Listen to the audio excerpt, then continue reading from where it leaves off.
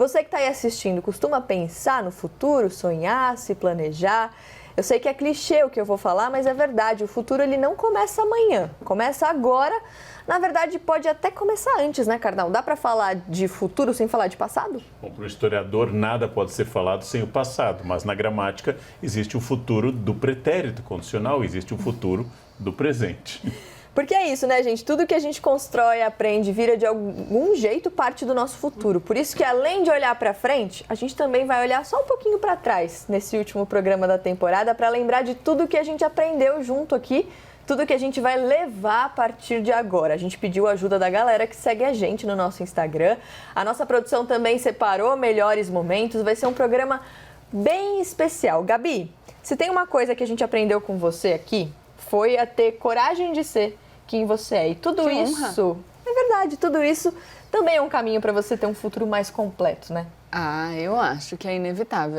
Eu falo muito que é se apropriar de quem se é.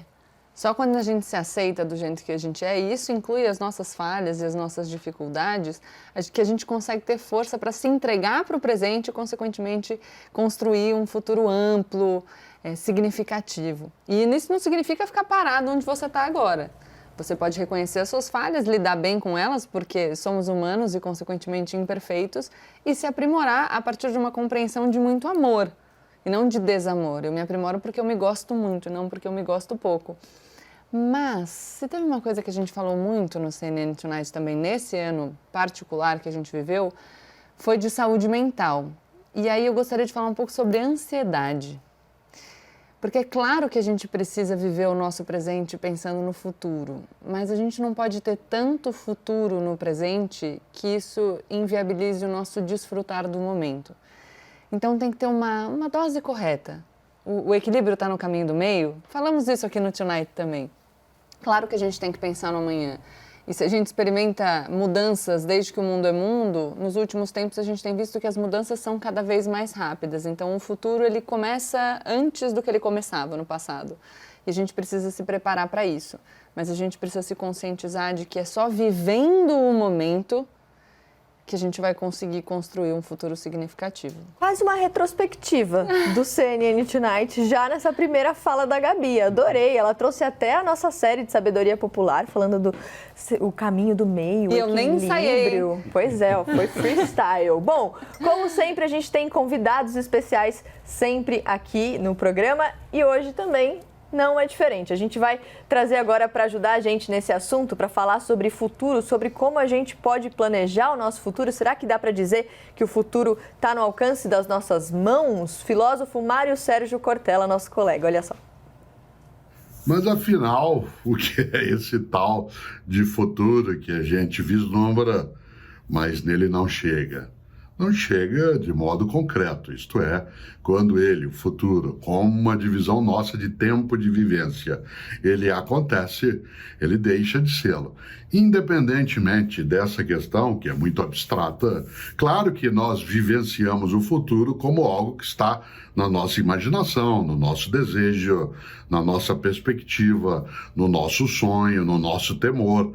Então, nós não temos o futuro como vivência no sentido da concretude, da experiência imediata, mas ele está em nós como uma possibilidade que a gente quer encontrar ou que a gente quer, evidentemente, afastar. Nesse sentido, o futuro ele é um horizonte, e tal como um horizonte, evidentemente, não se coloca o pé, né, no horizonte à medida em que ele se distancia, mas se pode sim admirá-lo, vislumbrá-lo, como eu lembrava, temê-lo, procurar deixá-lo de lado.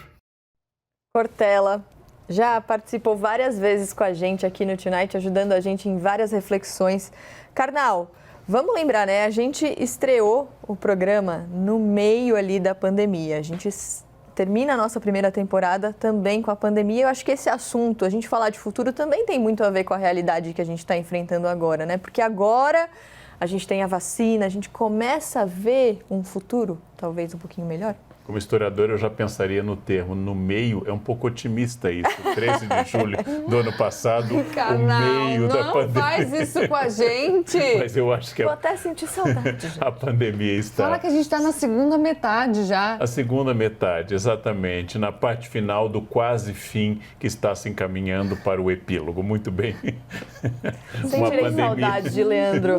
Uma com esse pandemia jeitinho. que se estendeu muito mais do que a gente gostaria, em parte pela virulência do vírus, em parte pela incompetência de pessoas que deveriam trabalhar contra uma questão absolutamente sanitária e de Estado, em parte pela irresponsabilidade de algumas pessoas na sociedade brasileira.